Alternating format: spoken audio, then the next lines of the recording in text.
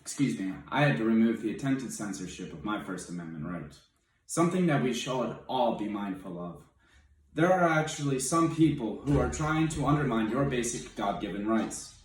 My name is Nick Bertino, and I am here to shed light on the attempted assassination of your First Amendment speech, or First Amendment rights, and democracy itself. As an American, I believe that the freedom of speech is of the utmost importance. And I believe that our founding fathers would agree, for they put it in our Bill of Rights.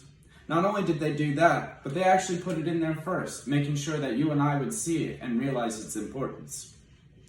With that being said, I believe that we also need to make the distinction between immoral and illegal. There are plenty of things that are very immoral, but still legal, and we need to make that differentiation. Obviously, we can all agree that hate speech is ugly, is heinous, and it is immoral. With that being said, I believe that it should be protected under your First Amendment rights. For hate speech is still speech, and any sort of censorship of that is a direct infringement of these basic civil liberties. The Washington Post put out an article entitled "Keep Your Hands Off My Freedom of Speech," where he went on to say, the United States of America should try legal guardrails like those in Germany or France to bar hateful speech that can cause violence by one group against another.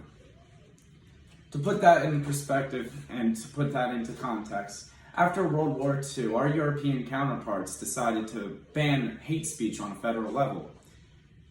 At the time, that seemed very necessary with the state of the world at the time.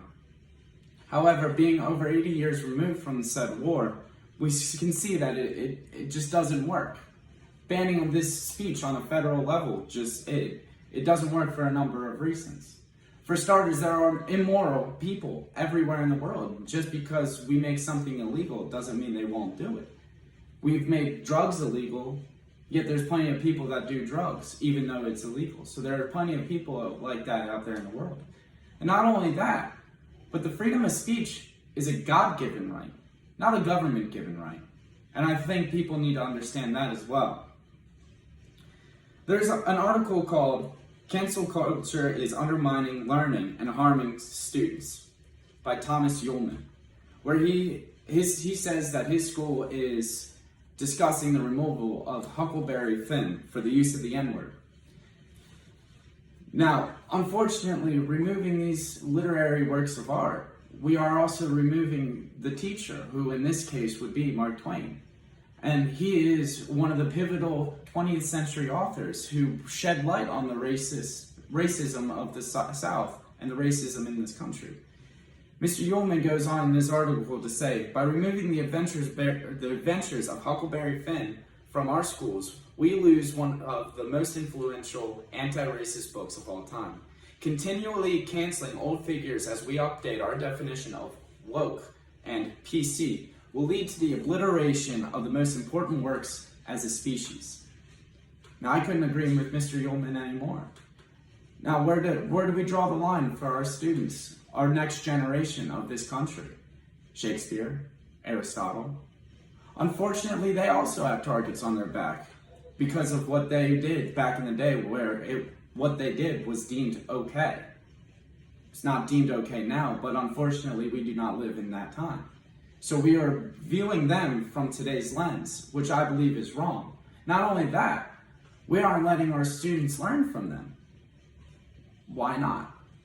They taught our parents, they taught our grandparents, and I believe they turned out okay. And I believe that's removing them from our school systems will be detrimental to the learning of our students. With the online platforms being what they are, we get information in a split second. It's all at your fingertips. You have a phone in your pocket, I'm sure. Now, there has been some attempted censorship on online platforms such as Facebook. Now, Facebook goes on to say we do not allow hate speech on Facebook because it creates an environment of intimidation and exclusion, and in some cases may promote real-world violence. Now, that's understandable, being that Facebook is actually a private platform where you have to agree to their terms and conditions. You sign a contract before you even create an account saying that you will abide by their rules. Now, unfortunately, not every single thing you post online will be in a private server. And I think that what you post should not be censored. It is, in fact, your speech. Although written, it is still your speech and is protected under your First Amendment. Back in the 1930s, there was a group of people that convinced an entire nation, war-torn and ravaged by inflation, convinced these people to give up their basic civil liberties for the good of the nation. These people that I'm referring to, of course, are the Nazis. The Nazis rose to power by being voted in, by having the people agree with what they had to say. Now, that necessarily isn't wrong. However, they got the people to vote away their rights. And I believe that the United States of America is the symbol for democracy in the world.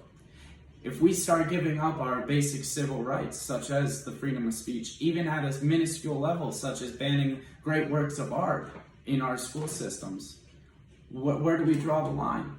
Are you going to let a soldier stay in your house? Probably not. Are you going to give up your firearms to protect yourself against a tyrannical government? Probably not.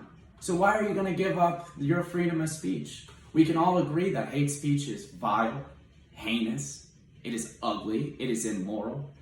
But my mother raised me better than to use that kind of language. However, banning hate speech will have a far greater impact than we know, and we should not be willing to compromise and find out. We should hold freedom of speech close to us because it is precious.